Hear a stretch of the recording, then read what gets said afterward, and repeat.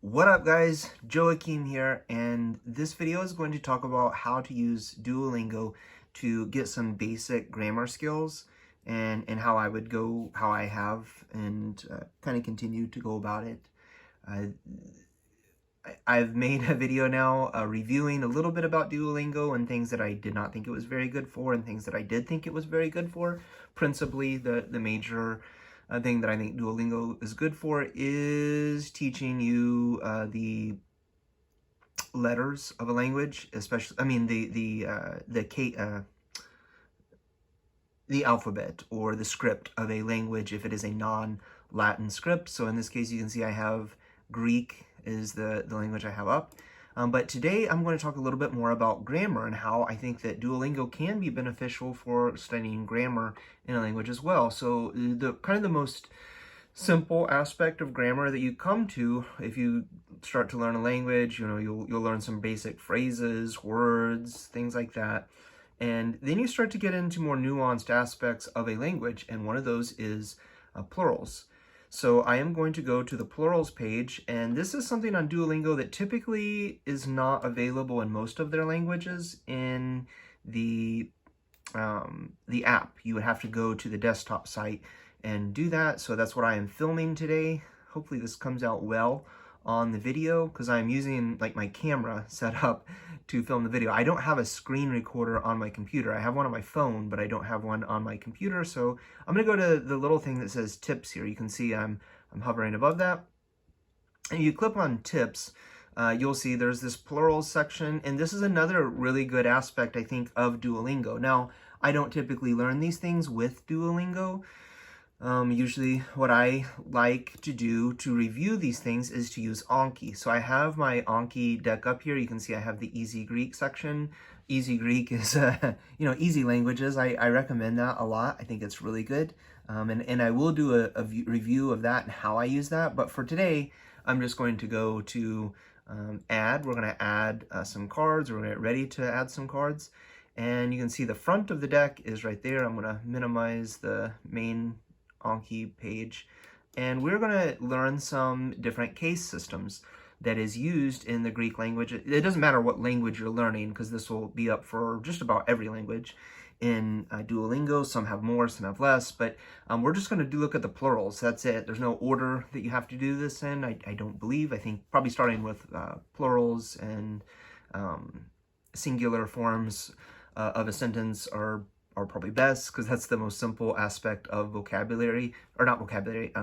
grammar once you start. And I am not a grammar person. I made it through an entire university degree in associates in dietetics and bachelor's of health science, and wrote many papers without really knowing how to identify these parts of speech in the English language. So I'm somebody who knows how to use the English language. I know how to write papers, how to format papers, how to do many things in the English language, but I couldn't have identified simple things about English grammar because I either just forgot or just didn't care. And mostly it's just that I didn't care. But now that I'm learning these other languages, it's suddenly become necessary to know what these things mean. Things like the nominative case. Like, I don't know what the nominative case means. I didn't even really know what verb, and I would get confused on what's a verb and what's a noun. So, learning things like the nominative case is kind of intense. But some of these things are just things you have to learn. You have to know, and you don't have to know them. I think it is capable, or it's possible to learn another language without being able to identify those things. Obviously, we do it in our first language. But by the time you go to kindergarten, first grade, you're basically fluent in your first language.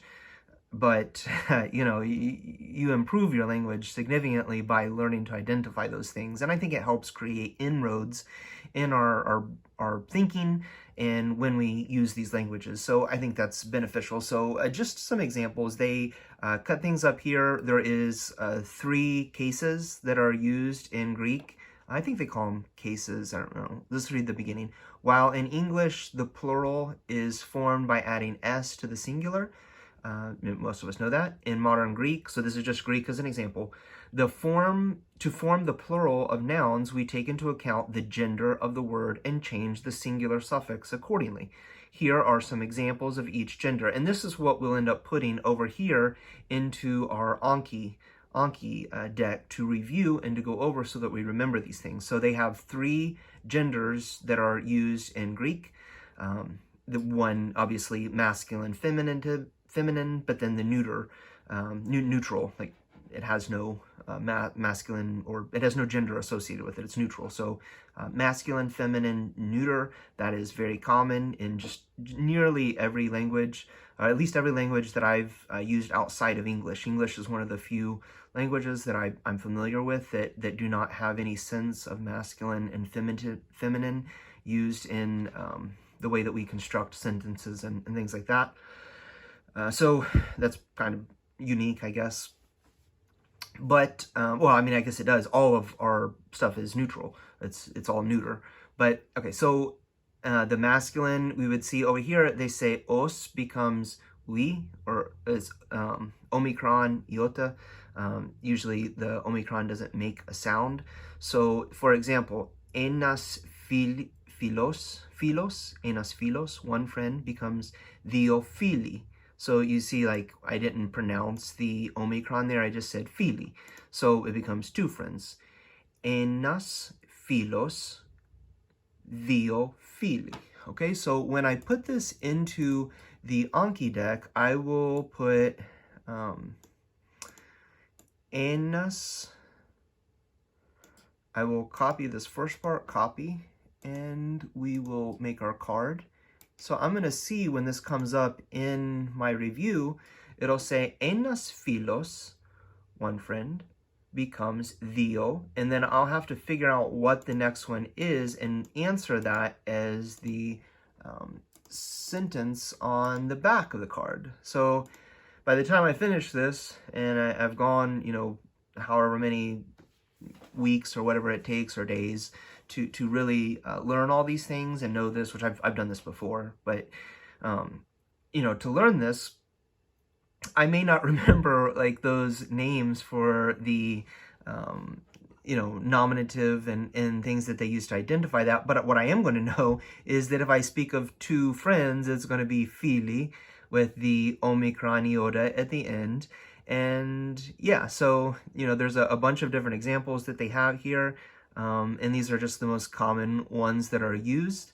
But as I go through the language and I continue hearing and reading, then all these things will be reviewed every time I see any kind of plurality that is used going forward. And then, you know, you don't have to keep reviewing these things in every word that you learn in a language. You just kind of learn these few little simple things once, and that's pretty much it. You're done after that. So that's kind of some ways that I use Duolingo for grammar.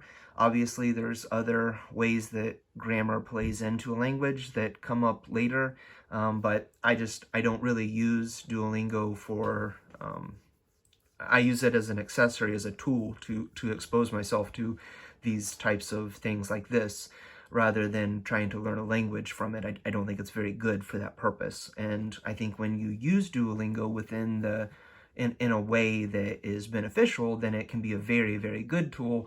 And when people begin using Duolingo thinking that they are going to learn a language from Duolingo, or that's all that they need, and then they're going to move on, or they ignore things like this that can be helpful in learning the language, then, you know, that's where I think you kind of people really dislike Duolingo. Then they think that it's a really bad language learning source, when really I think it's just inappropriately used often for that purpose. So that's it for today. You guys take it easy, and I will talk to you in another video coming very soon.